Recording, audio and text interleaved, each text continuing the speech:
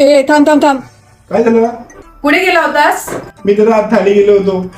थाली थाली थाली बोबडी वळाली का तुझी? थाली गेलो होतोस हा? दारू पिऊन आलायस? त्या दारू काय आहे, ती माझी जरा स्लिप ऑफ टंग झाली आणि मी दारू पितो काय? मग उशीर का झाला? अगं ती मोरे वहिनी.